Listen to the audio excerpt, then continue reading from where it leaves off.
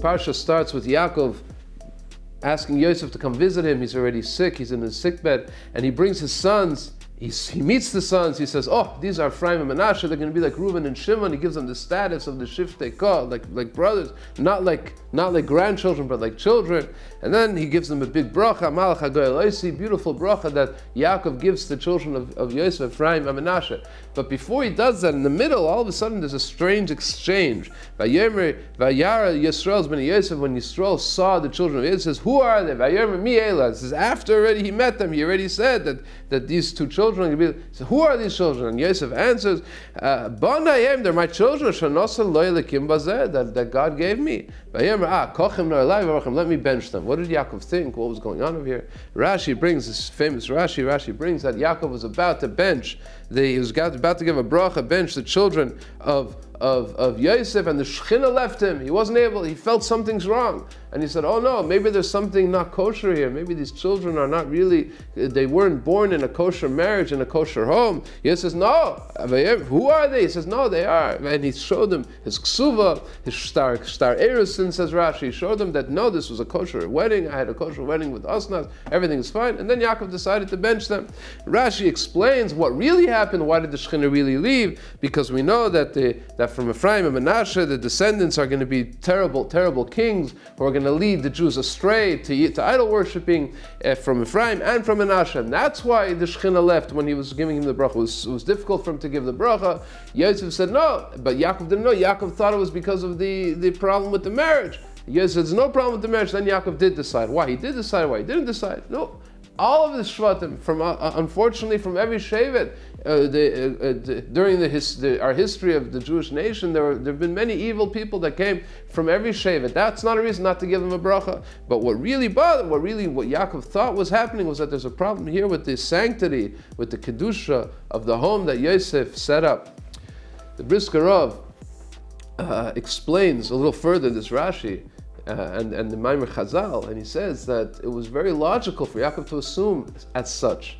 We know that the Avis and the Shvatim, they did keep the Torah, but there were instances where they decided not to keep the Torah. Yaakov married two sisters, it's very famous.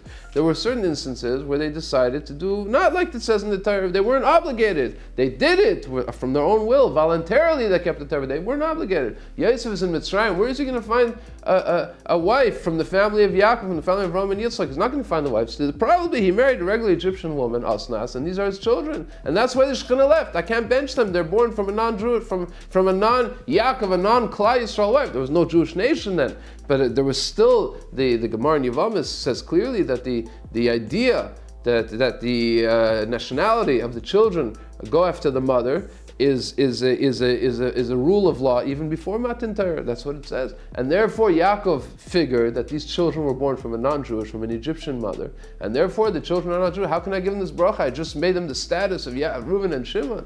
He said, no, she's definitely Jewish. The Brisker Rav says two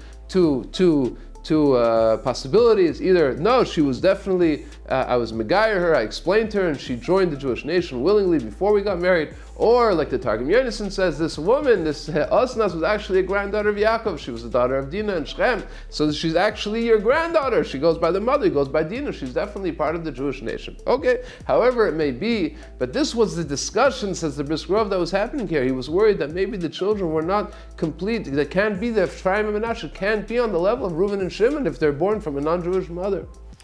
The tragedy of our generation in this country and countries around the world, assimilation and intermarriage has destroyed the past decades, hundreds of years have destroyed the fabric of the Jewish nation. The sanctity of the Jewish home has been so damaged by lack of knowledge, and people don't understand the seriousness of what it means marrying out and setting up families that are, and then afterwards they start become closer to Yiddishkeit. They start becoming more frum. They want to become more observant. And then all of a sudden they have this problem. Their families are mixed. They don't know. They have to go through gear. They don't have to go through gear. The children, each time, it's a terrible dilemma and it's a terrible tragedy. Every one of these families. It's well known that in Eretz Yisrael, the tragedy is terrible. There's so many hundreds of thousands of these children, of these people who are now adults, are coming to Eretz Yisrael with the law of return, and they're populating the land, and they're surrounded by Jews, and they don't understand it by no fault of their own. They don't understand what's the big deal. Why do they have to be Jewish? Why do they have to keep kosher? Why should there be any law, Jewish law at all? Why should there be any Jewish neshama, any Jewish soul in this land? They have no connection with it. They are not Jews by any stretch of any imagination. Of course, it's a national tragedy. It's a terrible situation that has been given to us of our generation, that we are facing, that we are witnessing. We cannot change the world. We cannot change the entire state of Israel, the whole Eretz Yisrael. We can't change thousands and millions of families, but every person can have hashpah, can have a little bit of an effect on somebody who they're close to explain that each of these families that are built on these foundations, or these faulty foundations, is a tragedy, and we should do our best to try and emphasize this to the people that we're close to, that we have to build Jewish families, kosher families, people who are married with chuppah and kedushin in a way of kedusha, in the manner of kedusha, and be'ezras Hashem, when Mashiach comes very soon in our days, he'll be able to meet beautiful hundreds, thousands of Jewish beautiful families that are permeated with the kedusha of Klal Yisrael, the kedusha of Eretz Yisrael, in a way that he'll be able to save us and bring us back to Eretz Yisrael with Mashiach Tzidkenu v'mehera v'yameinu. Good Shabbos.